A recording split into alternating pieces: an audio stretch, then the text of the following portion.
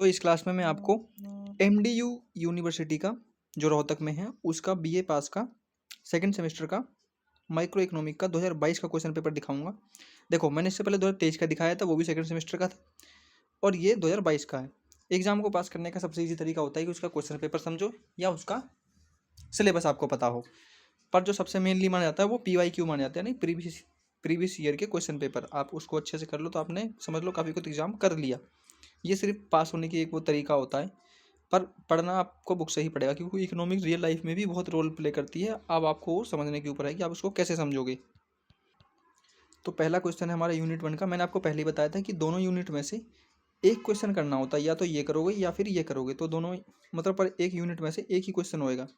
तो पहला क्वेश्चन है distinguish between firm and industry, explain equilibrium of the firm और industry under perfect competition in short period and long period.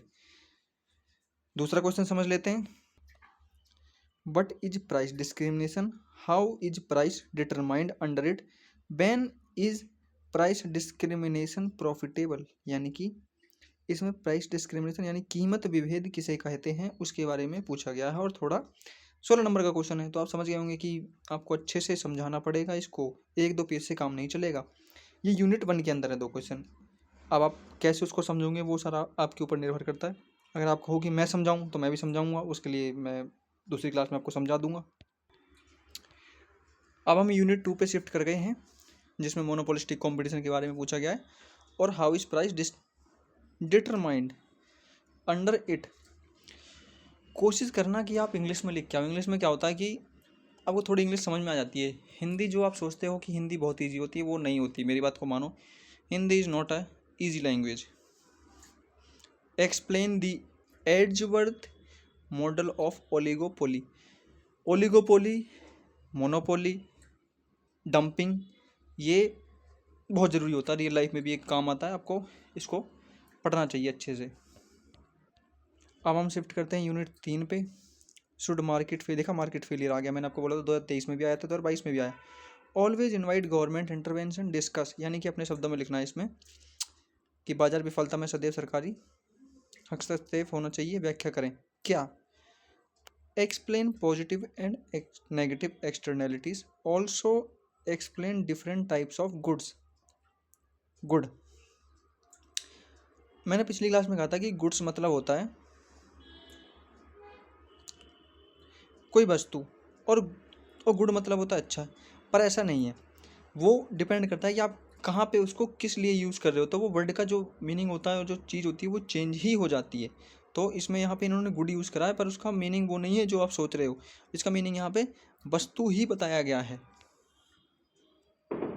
तो और अगर आपको लगता है कि एग्जामिनर ने गलत करा है तो आप किसको बोलोगे। एग्ज़ाम तो प्रिंट हो चुका है भाई, अब किसको बोलोगे तुम। तो बेहतरीन तरीका है कि लिखो जो आपको लिखना है, ठीक है। तो यहाँ पे इसमें मत देखना कि गुड मतलब अच्छा बोल रहा है वो। यहाँ पे गुड मतलब होता है वस्तुएं, वो वस्तुओं को बताने की कोशिश कर रहा है। तो आप इसको पढ़े। पर ये मार्केट फेलियर और मोनोपोली डुओपोली ये तो समझ लो आपको पता ही होना चाहिए। इकोनॉमिक में अगर आपको बेसिक ही नहीं पता तो फिर आपको पता क्या है, कुछ भी नहीं। हमने यूनिट 4 पे आ गए हैं। तो यूनिट 4 में है हमारा discuss the marginal productivity theory of distribution, give it main defects, explain critically Ricardian theory of rent. यानी कि रिकार्डन थ्योरी ऑफ रेंट को समझाओ ज़रा इनको, जबकि उनको सब कुछ पता है पर उनको समझाओ कि क्या है। और 16 नंबर का क्वेश्चन है तो आप समझ गए कि आपको लॉन्ग में तो लिखना है, इसको शॉर्ट में तो काम चलने नहीं वाला। मैं इस क्लास में शॉर्ट में भी बताऊंगा आपको कि शॉर्ट क्वेश्चन कौन कौन से आते हैं, तो वो भी आप पढ़ लेना। हम यूनिट 5 पे आ गए जिसमें शॉर्ट क्वेश्चन होते हैं यानी कि ब्रीफ वाले। तो डिफाइन मार्केट, मार्केट को डिफाइन करना है। But is meant by shut down point, कि शट डाउन पॉइंट के बारे में बताओ, ठीक है। अब मैंने आपको पहले कहा था कि डंपिंग आपको पता होनी चाहिए। डंपिंग वो पूछते, देखो ये रहा डंपिंग, ये 2023 के क्वेश्चन पेपर में भी था, 2022 के में भी है।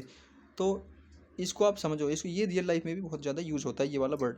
फिर हमारा नॉन प्राइस कंपटीशन क्या होता है तो उसको एक्सप्लेन करो। उसके बाद हमारा है प्राइस रिजिडिटी क्या होता है, मार्केट एफिशिएंसी के बारे में बताओ, ड्राइव डिमांड के बारे में बताओ, लिक्विडिटी ट्रैप के बारे में बताओ।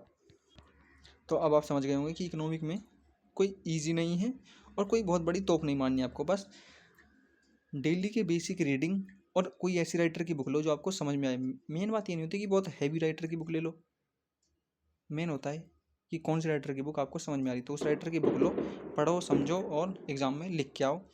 अच्छी लिखने की स्किल होती है। 16 नंबर का क्वेश्चन का मतलब ये नहीं होता कि ये वो आप पे बोझ डाल रहे हैं, वो आपको लिखने की एक ट्रिक बता रहे हैं, एक समझाने की कोशिश कर रहे हैं कि लिखना कितना ज़रूरी होता है।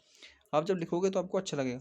आगे आप हमें बताओ आपको क्या समझना है और क्या जानना है, तो मैं आपको वो समझाऊँ।